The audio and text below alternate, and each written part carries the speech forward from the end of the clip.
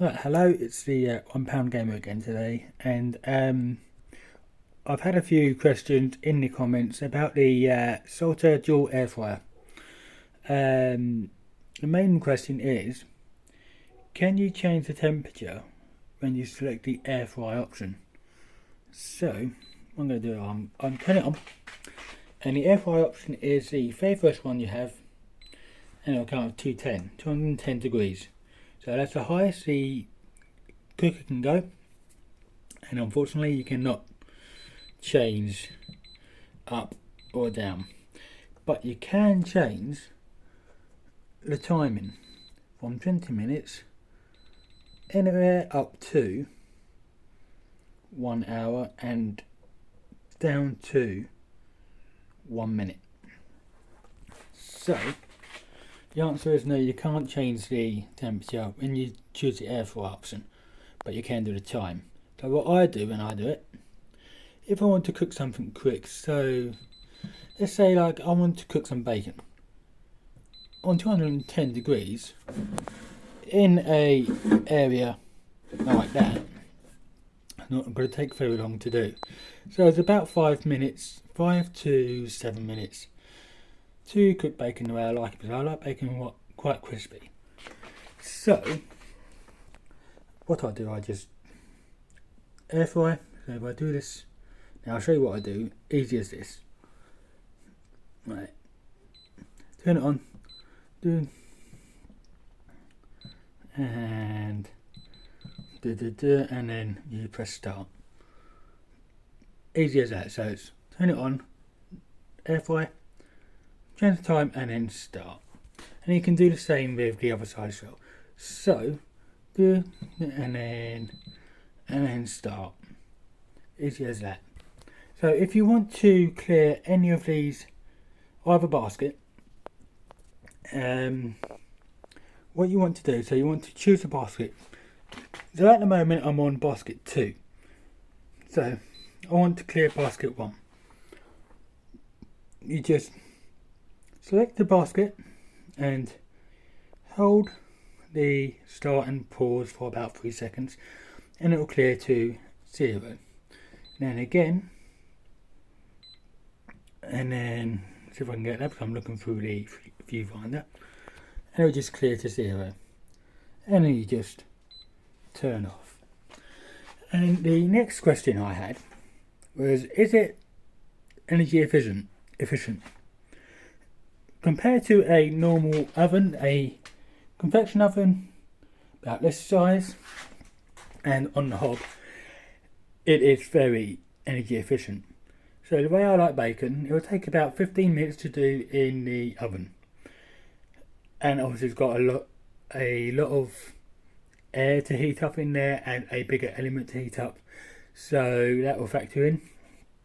In here, obviously, definitely smaller space, a smaller element with a fan on top, blowing air onto the food. It'll take about 5 to 7 minutes to the point I like it. So it'll be at 210. Now I'll change the temperature to 5, 6 or 7, depending on how dry the bacon is.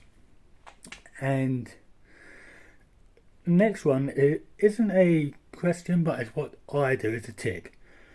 So if you're cooking something for about 20 to 25 minutes upwards, what you can do on the top, if you notice, it gets quite warm. It's not too warm, too hot to touch, but it is warm enough to heat 2 plates, 2 dinner sized plates.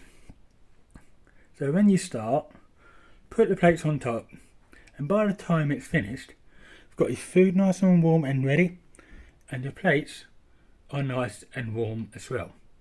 So you put your hot food onto your warm plates, so your plates will not cool down your food. So plate warmer on top. They don't actually say that at all anywhere. I haven't actually seen the instructions. I don't look at instructions. I like to learn as I go. So, and it's also very easy to clean. Yesterday I just wiped it over with a wet wipe, and it took about a minute to do it all. So and in there it's very clean. Obviously I used it last night, and also in there it's also clean. So it's just a bit of water, wash it around and then dry it and then put it back in. But so far I've had no problems with it at all. There is something that needs to be said.